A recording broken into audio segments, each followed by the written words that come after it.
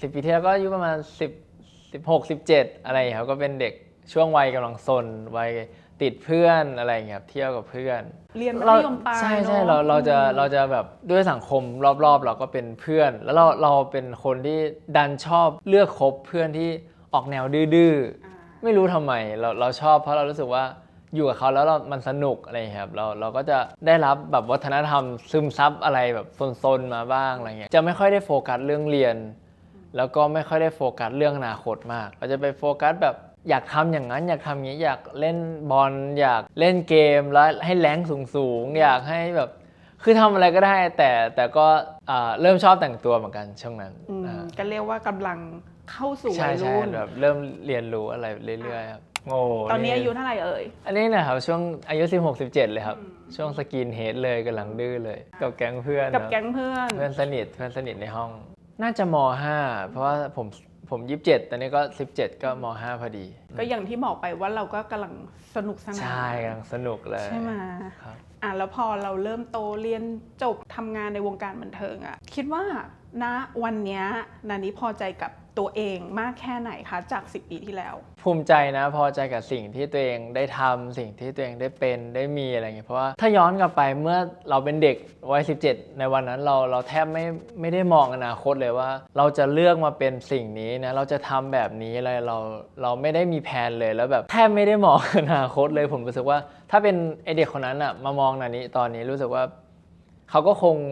ดีใจกับเราเขาคงแบบอุ้ยมันคงต้องเท่แน่ๆเลยสำหรับเด็กในวันนั้นแบบโอ้โหเป็นอย่างนี้เลยเหรออะไรเงี้ยก็ดีใจครับทุกวันนี้ก็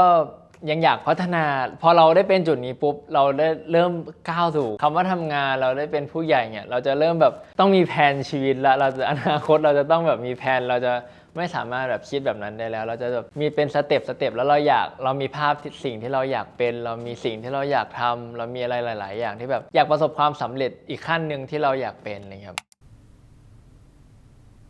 คือจริงๆ50 ปีข้างหน้า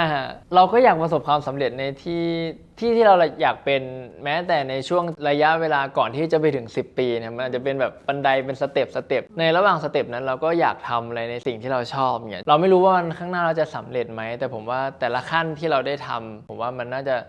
เป็นความสำเร็จเล็กๆน้อยๆที่แบบมันแฮปปี้ต่อจิตใจเราอะไรเงี้ยวันข้างหน้า10 ปีผมอาจจะมีครอบครัวแล้วอาจจะมีเจ้านานิน้อยก็ได้ใครไม่รู้แล้วอาจจะแบบเราก็ไม่รู้เราอาจจะแบบได้ทำอะไรอีกหลายอย่างเหมือนกันแล้วสุดท้ายมันจะไปจบที่ตรงไหนผมว่ามันไม่มีสิ้นสุดครับมันอาจจะแบบถึงขั้นนี้ปุ๊บเราก็ต้องก้าวขึ้นต่อไปอะไรเงี้ยผมว่ามันไปได้เรื่อยๆเลยตัวนานี้เองก็ยังอยากจะพัฒนาใช่ผมก็อยากพัฒนาไปเรื่อยๆแบบยังไม่อยากหยุดคิดว่าอยากจะพัฒนาตัวเองทางด้านไหนอีกคะตอนนี้ผมอยากไปทางด้านพาร์ทแบบศิลปินอะไรครับอยากว่าเราเพอร์ฟอร์มแบบให้ดีที่สุดอยากรู้ว่าถ้าเราเต็มที่กับตรงนี้แล้วจริงๆมันจะออกมาแบบในลักษณะภาพด้านไหนแล้วจะแบบเป็นยังไงถ้าการแสดงเราไปถึงตรงนี้แล้วเราลองย้ายมาทำทางพาร์ทตรงนี้บ้างอะไรครับมันจะเป็นยังไงบ้างหรือว่าแบบหาอะไรใหม่ๆทำที่แบบในชีวิตนี้เรายังไม่เคยทำอะไรเงี้ยเราก็จะได้เหมือนแบบเติมเต็มชีวิตบางอย่างที่แบบว่าจากคำว่าเรากลัวอาจจะแบบเอาจริงๆเราไม่กลัวก็ได้อะไรเงี้ยจากทำอาหารไม่เป็นก็มาทำเป็นอะไรเงี้ยผมว่ามันก็เจ๋งดีถึงวันนี้เข้ามาอยู่ในวงการบันเทิงกี่ปีแล้วคะ4 ปีแล้วครับ4 ปีจะ5 ปีแล้วตอนนี้นะครับตอนนี้4 ปีจะ5 ปีแล้ว4 ปีจะ5 ปีนันนี้มีแฟนคลับเยอะมากอยากจะขอบคุณอะไรพวกเขาไหมคะอยากขอบคุณมากอยากขอบคุณตั้งแต่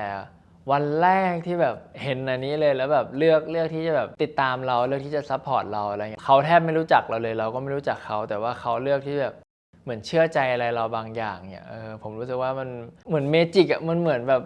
เวทมนต์อะไรบางอย่างที่แบบมันทำให้เราได้มารู้จักกันหรือว่าอะไรบางอย่างที่ทำให้เราแบบได้เชื่อมกันอะไรผมรู้สึกว่ามันพิเศษตรงนี้แล้วเราก็อยากรักษาตรงนี้ไปเรื่อยๆแล้วแบบเราไม่รู้จะตอบแทนแฟนคลับยังไงทุกคนแบบ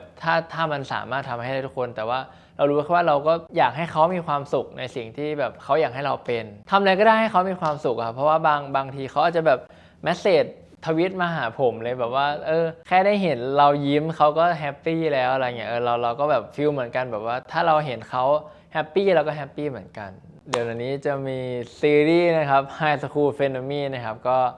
ภายในปีนี้แน่นอนครับไม่อยากขอให้ดูแต่อยากบังคับให้ดู หวังว่าทุกคนจะชอบครับ